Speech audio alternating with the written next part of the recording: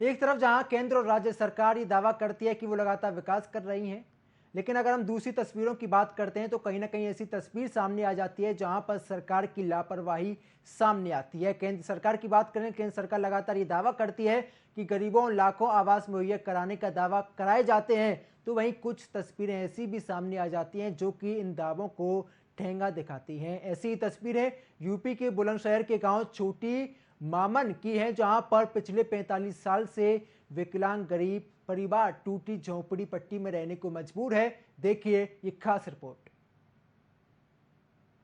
India की team लगातार आपको ग्राउंड जीरो से रिपोर्ट दिखा रही है कि ग्राम प्रधान द्वारा या विधानसभा चुनाव में विधायकों द्वारा जो बड़े बड़े दावे किए गए थे कि गांव विकास की गंगा बहेगी, गरीबों के मकान बनेंगे, पेंशन बन जाएंगी, नाली खड़ंजों की मरम्मत होगी और गांव में जो विकास की गंगा बहेगी, बहुत सारे इस तरह के वादे किए गए थे। चाहे पर ग्राम प्रधान की बात कर लें, चाहे विधायक की बात कर लें, तो इस तरह के मुद्दों को लेकर न्यूज वॉच इंडिया लगातार मैदान में है, जो कि ग्राउंड जीरो से आपको लगातार ये रिपोर्ट दिखा रहा है कि अब तक जो कि 1.5 साल समय होने के बावजूद, जो कि गांव की सरकार को बने को 1.5 साल लगभग समय हो चुका है, अब तक कितना विकास गांव में कराया, कितनी विकास की गंगा गांव में वही। सबसे पहले न्यूज वॉच इंडिया आपको ये तस्वीरें दिखाएगा कि जिस तरह से यहाँ पर जो परिवार है, जो विकलांग परिवार है, जो कि छोटे छोटे बच्चे भी हैं इनके, इनसे हम बाद में बात करेंगे, लेकिन सबसे पहले हम आपको ये दिखा रहे हैं कि किस तरह का इनका मकान है, जो कि झोंपड़ी जो कहते हैं कि पिछले पुराने 50 साल की अगर हम बात करें तो पिछले 50 साल में इस तरह के मामले सामने आते थे कि झोंपड़ियों में लोग बाग गुजर बसर करने पर मजबूर होते थे। लेकिन आज की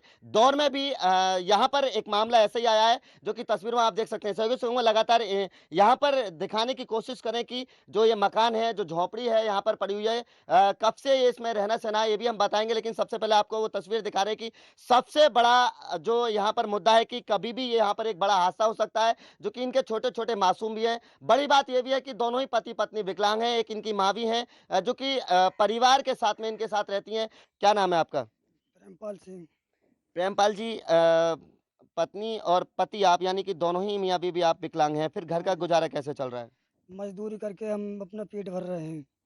अच्छा, कब से घर में रहना सहना इस तरह से, कब से जिंदगी गुजर बसर कर रहे हैं आप इस तरह से? हमारा जब से जन्म हुआ, जब से ये हम अपना कर रहे हैं। कितने उम्र होगी आपकी, कितनी उम्र होगी? कम से कम हमारी हो गई 40-45 करीब सी उम्र हो गई हमारी। पढ़े लिखे कितने हैं? हम हैं 8 में। तो आप वोट नहीं डालते हो क्या? वोट मांगने वाले आपके पास नहीं आते? हाँ, डालते हैं हम तो, हर एक प्रधानमंत्री और प्रधान जी की वोट डालते हैं, सबकी वोट डालते हैं हम। आपने वोट के दौरान ये मुद्दा नहीं उठाया कि हमारा मकान बनवाया जाए, सरकार की योजनाओं के तहत मकान बनवाया जाए, ग्राम प्रधान से कही हो या क्षेत्रीय विधायक से कही हो? जी, हमने प्रधान जी से भी बहुत कही है। हमारी कोई पिछली प्रधानी भी गुजर गई और अब की प्रधानी 2 साल हो गए, 2 साल में कुछ भी सुविधा नहीं मिली। और हम एसडीएम के द्वारा एप्लीकेशन गए, 4 दफ़े डाली, उन्होंने भी हमारी कोई कुछ सुविधा नहीं करी। और विधायक के द्वारा भी गए, विधायक जी ने भी हमारी कोई मदद नहीं की। बच्चों को कैसे पढ़ा लिखा रहे हैं? बच्चों को पढ़ा लिखा रहे हैं, सरकारी में डाल दें, तुम जानोगे सरकारी में जो पड़ जाए तो ठीक है, ना ना सही।